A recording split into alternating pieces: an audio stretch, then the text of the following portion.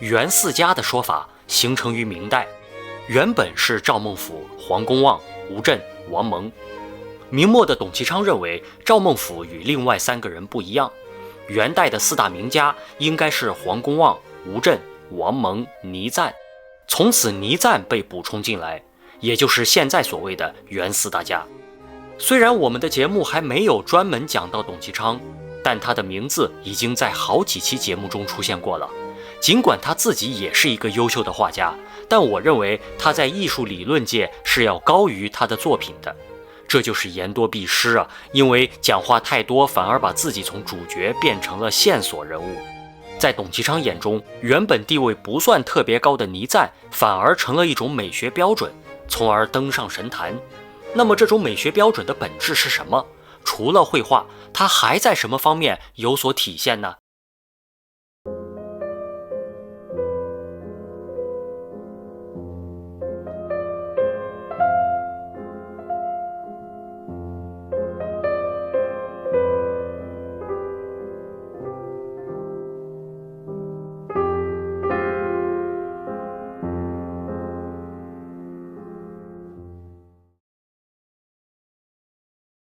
我们多次说过，董其昌提出了中国山水画的南北宗理论。所谓北宗，就是色彩鲜艳、技巧精湛，但是审美品位低；所谓南宗，就是平淡天真、意境深远，审美品位高。在董其昌眼里，倪瓒的画就是典型的风格淡雅、超凡脱俗，甚至评价还要更高于黄公望、吴镇和王蒙。要理解倪瓒画作的魅力，我们先看他的几幅作品：虞山林鹤图、六君子图、奇树秋风图。把这几张画排列在一起啊，我们就能看出它的共同点。一是画面当中的元素非常少，基本就是近景几棵树，树长在临水的土坡上，中景可能有一个亭子，也可能没有。画面上大面积的留白是水，远景是很简单的小山丘，其他就再也没有了。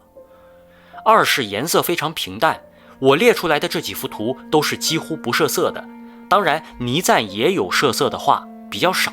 而且即使设色，用色也非常克制。三是画面中的主要元素都刻画得非常简洁，比如树，枝桠都非常少，有的画家强调画树要四面都有枝桠，但是倪瓒的树很多就只有左右两侧有枝桠。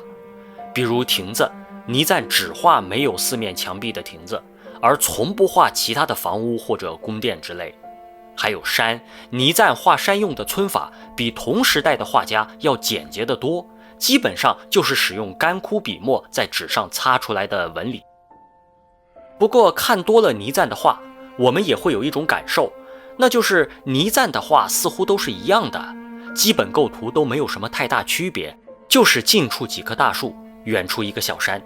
近处长树的土坡和远处的小山并不连接，被中间留白的水面分割成两岸，也就是一水分两岸。而且与明代的竖轴山水画一般是纵向的水不同，倪瓒的竖轴画是横向的一水分出上下两岸。我们不禁要问了，倪瓒的画也忒单调了点儿，他的审美到底高级在什么地方呢？倪瓒主要生活在元代，见证了元末的天下大乱，他去世的时候已经是明太祖朱元璋的洪武年间。在元末乱世中，倪瓒主动回避了一切政治势力的纷扰。倪瓒的家境富裕他曾经在无锡营建了一座园林，名叫青壁阁。大约在1352年前后他散尽家财，放弃了经营多年的园林，携家人驾一叶扁舟，开始了长达20年漂泊于太湖流域的生活。在日常生活中倪瓒有严重的洁癖，这一点在今天的苏南、上海这一带有很多人也有类似的习惯。我本人也有一点这样的毛病当然倪瓒的毛病比我要严重的多了。比如他让仆人反复擦洗庭院中的梧桐树，以至于树木枯死。有客人来访，客人走过的地方、坐过的地方、摸过的地方，他都要反复打扫清洗。喝水呢，只喝仆人挑来的水桶中最靠前的那一桶，生怕后面的水不干净。不论是对社会大环境，还是对生活小环境，倪瓒都有着对于洁净的近乎病态的追求。我们可以理解成在一个他无法掌控的肮脏世界里，试图创造一个绝对纯净的个人领域，因此才形成了他独一无二的画风和审美情趣。这是将自然提炼为一种纯粹理想化的精神符号，构建一个内心的被净化过的山水。创作于1372年的《荣西斋图》是倪瓒72岁时的作品，堪称其晚年艺术风格的集大成者，也是诠释其极简美学的最佳范本。这幅画完美地体现了他标志性的视觉语言。在构图上，这幅画采用了倪瓒最经典的一河两岸式构图，画面下方是近景，仅有一小片坡岸和几棵树，中部是大面积的留白，代表着空阔平静的水面，上方则是几抹平缓的远山，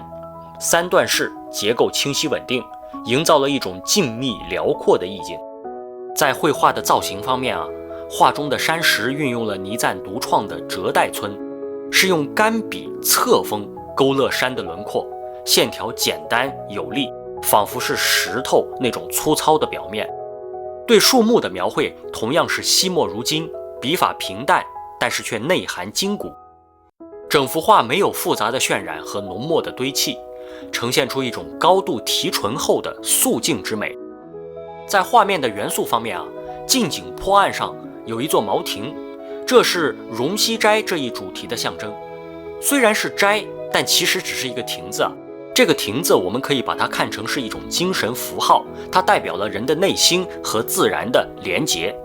画中没有其他的人物、飞鸟还有舟船，彻底排除了时间的流逝感和人间的烟火气，创造的是一个永恒纯粹的精神空间。倪瓒的作品不仅在当时独树一帜，同时也契合了现代审美，因此在现代人看来倪瓒的画有一种高级感。20世纪的极简主义艺术运动强调少即是多，追求形式的简化和对物象本质的探索。倪瓒那种高度概括、带有几何感的构图，以及对于笔墨线条本身表现力的关注，都可以在现代艺术中找到呼应。倪瓒的剪法被认为是中国山水画史上一次革命性的创造。风景画不仅可以根据观察和感受去再现，也可以直接在画面上进行建构。画面的空间不再是我们视觉经验中的物理空间，而是一个抽象的心理空间。倪瓒的画都不是描绘某一处具体景色，而是利用笔墨制造的秩序引导观者进入一种超然物外的心境。在后世的中国画坛上，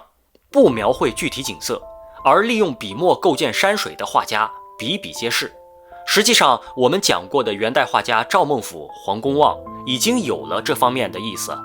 明末的董其昌，还有清初的龚贤、石涛、四王等人，也或多或少都吸收了这种艺术思想。但是倪瓒是革命性最强、做得最纯粹的一位，而即使是明清时代的后来者，也从未有如倪瓒这般抽象、极简和飘逸的。建构空间是倪瓒艺术的灵魂，它的影响也不仅仅在于绘画，也在后来江南园林的设计建造中得以体现。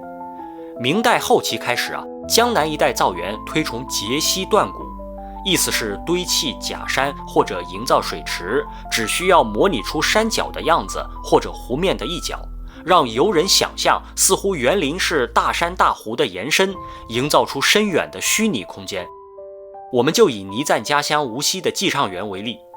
园子西部的假山尺度较大，让人看起来好像是园外的大山山脚的一部分。寄畅园中间的水域呈长条状，在任何一个局部都看不到水面的全貌，也让人以为这是山下大湖的一部分。使用这种手法建造园林，不需要完整模拟出具体的某处山水风景，而是利用有限的造园元素，在园林中建构了新的空间。倪瓒的艺术核心在于处理人造与自然、内在心境与外在世界之间的关系。也许只有造物主才有这个能力去创造包含一切细节的真实世界，而人类无论如何也没有办法将造物主创造的自然去再现。因此人们只能从自然中抽象出需要的元素，重新建构。这也许就是现代艺术崇尚抽象和简约的根本原因。这里是艺术史中的城市，我们在无锡走进倪瓒的抽象空间。